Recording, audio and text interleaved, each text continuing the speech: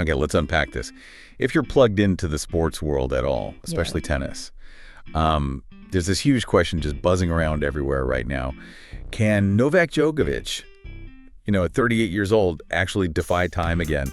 Can he grab that massive 25th Grand Slam title? Or is it like, has this next generation finally built a wall that's just too high, even for Noel? Yeah, and that's exactly what we're digging into in this deep dive. That's the mission, really. We've sifted through, a whole lot of material, articles, expert takes, commentary, just trying to boil it down to what's really happening in this pretty fascinating stage of Djokovic's career. The idea is to connect those dots for you, maybe give you a few of those aha moments, a shortcut to being really clued in on what might be a major turning point in tennis without getting totally buried in all the details. Right, so let's dive straight into that main conflict, that tension. Novak Djokovic. I mean, the guy has basically rewritten the tennis history books, hasn't he? But now he's facing what might just be the toughest test of his whole legendary run. He's 38, sure, he still shows these incredible flashes, absolute brilliance sometimes, but the road to number 25, it looks, seriously difficult. We've seen the reports this season talking about him being unusually inconsistent, and then there was that surprise split from coach Andy Murray, right, after a pretty short partnership. But, despite all these obvious hurdles, he still keeps showing up deep in Grand Slams, Melbourne, Paris, Wimbledon semis this year. Yet the consistent theme, the sort of whisper in the analysis we looked at, is that he seems just short of the firepower needed. Just missing that final gear against the new top guys. Exactly. And that firepower point, the sources actually get quite specific about it. When they say just short, it's not like he's collapsing. It's more subtle. Things like maybe a few miles per hour off the serve in those really high pressure moments. Or perhaps the forehand winners aren't quite as automatic in the crucial points.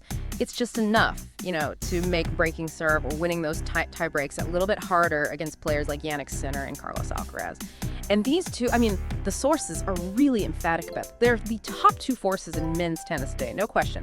And the age gap is just staggering.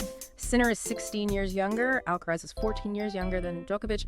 Analyst Steve Flink, talking with Gil Gross, he put it really well. He said the 5-year gap between Federer and Nadal was talked about a lot, but this, 14 and 16 years, that's monumental. Monumental. It really does make you stop and think, doesn't it?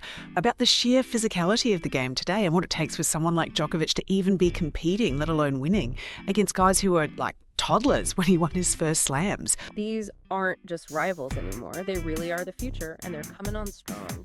Full speed ahead. But here's where it gets really interesting, at least for me, looking to the sources. It's this kind of insane paradox. Despite that massive age difference and, the clear rise of Sinner and Alcaraz dominating tournaments, Djokovic still finds ways to beat them sometimes. It's incredible. He beat Alcaraz last year, remember, at the Paris Olympics, and he did it again this year in Melbourne. It almost defies logic.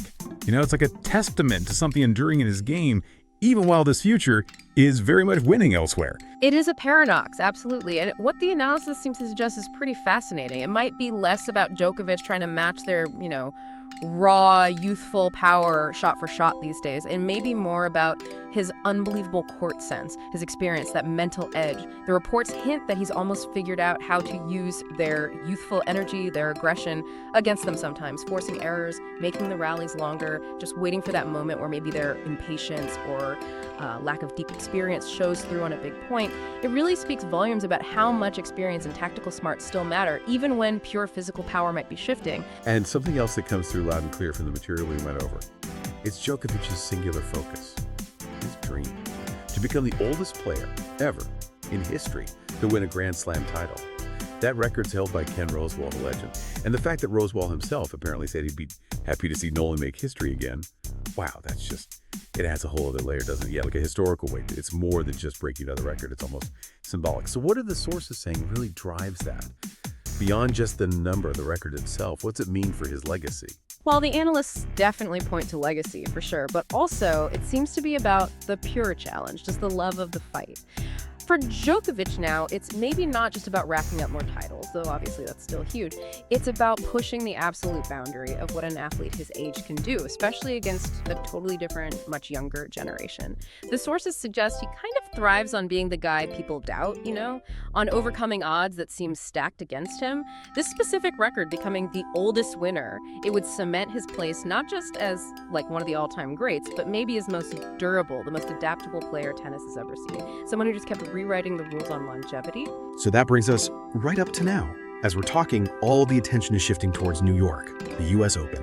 And the big question, the one the sources really frame so starkly, is will the legend rise one more time, or is this finally the changing of the guard? It makes you think, doesn't it, about the sheer historical significance of this moment, this period in tennis. It feels like more than just one tournament. It could define an era. So what does all this mean for you, whether you're a diehard tennis fan or just, curious about what humans can achieve? We've really tried to dive into this core story, Djokovic's amazing resilience, his focused chase for that historic 25th slam, all happening while this incredibly talented, much younger generation isn't just knocking on the door. They've kind of kicked it down and are already running the place in many ways. Yeah, and this whole situation, this whole journey he's on right now, it really makes you wonder, doesn't it? Like, what does Djokovic's push tell us about the limits of age in really demanding elite sports? Can those limits be stretched even further? And maybe more broadly, what actually defines a legendary career in a sport like tennis that's always evolving, always getting faster and tougher? What stands out to YU when you think about what it really takes to keep performing at that absolute peak level year after year when the future is basically here already and charging hard? It's fascinating stuff.